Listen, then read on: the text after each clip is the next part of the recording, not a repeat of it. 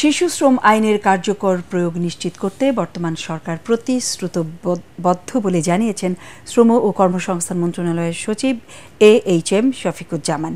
বিশ্ব শিশু শ্রম প্রতিরোধ দিবস 2024 উপলক্ষে ডিবেট ফর ডেমোক্রেসির আয়োজনে বিতর্ক প্রতিযোগিতার সংবর্ধনা অনুষ্ঠানে তিনি একথা বলেন। এ সময় ডিবেট ফর ডেমোক্রেসির চেয়ারম্যান হাসান আহমেদ চৌধুরী কিরণ বলেন, সরকারের একক প্রচেষ্টায় শিশু শ্রম নিরসন সম্ভব নয়। এজন্য রাজনীতি দল, বেসরকারি প্রতিষ্ঠান ও নাগরিক সংগঠন সহ সংশ্লিষ্ট অংশীজনের সম্মিলিত প্রয়াস প্রয়োজন। বিস্তারিত জানাচ্ছেন রাসনা দাস।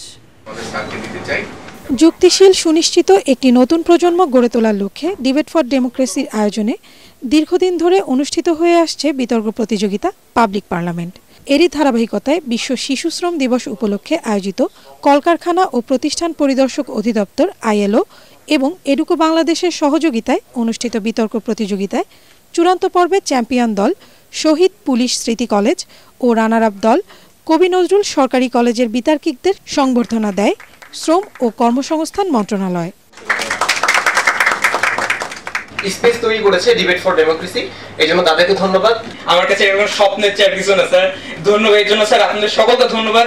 এই ধরনের উদ্যোগ শিশু শ্রম নিরসনে গুরুত্বপূর্ণ ভূমিকা রাখবে বলে মনে করেন শ্রম ও কর্মসংস্থান মন্ত্রণালয়ের সচিব AHM শফিকুজ্জামান। শিশু শ্রম জিরো কিভাবে করা যায় সেটার জন্য আমরা কাজ করে যাচ্ছি এবং সেটার জন্য আমরা ডায়ালগ করছি এবং আমার এখানেও আজকেও মাননীয় প্রধান উপদেষ্টার একজন বিশেষ দূত আছেন যিনি মূলত ইন্টারন্যাশনাল অর্গানাইজেশনে কাজ করে, উনিও আমার এখানে আসবেন এবং আমরা এটা কিভাবে দ্রুত নিরসন করা যায় সেটা আমরা করে যাচ্ছি। বিগত 15 বছরে শিশু শ্রম নিরসনে বাংলাদেশ দেশি বিদেশি যে অর্থায়ন পেয়েছে তার সঠিক ব্যবহার হয়েছে কিনা সে বিষয়ে সুষ্ঠু তদন্ত প্রয়োজন বলে মনে করেন ডিবেট ফর ডেমোক্রেসির চেয়ারম্যান হাসান আহমেদ চৌধুরী কিরণ। গত 15 বছরে শিশু শ্রম নিরসনের নামে দেশি বিদেশি যে যত ফান্ড এসেছে বাংলাদেশে, সেই ফান্ডগুলোর সঠিক ব্যবহার হয়েছে কিনা সেটি কিন্তু আমাদেরকে এখন ভাবতে হবে। আমরা শিশু শ্রম নিয়ে অনেক বড় বড় কথা বলি, অনেক NGO কাজ করে, সরকার কাজ করে, কিন্তু আসলে আমরা বাস্তবিক পক্ষে শিশু শ্রম নিরসন করা সম্ভব হচ্ছে কিনা সেটি আমরা তার কোনো দৃশ্যমান কোনো অগ্রগতি আমরা দেখতে পাচ্ছি বলে আমাদের কাছে মনে হয় না। শিশু শ্রম যদি নিরসন করতে হয় তাহলে কিন্তু রাজনৈতিক সদিচ্ছা অত্যন্ত জরুরি। রাজনৈতিক সদিচ্ছা না থাকলে কিন্তু আমরা শিশু শ্রমকে আমরা নিরসন করতে পারবো না।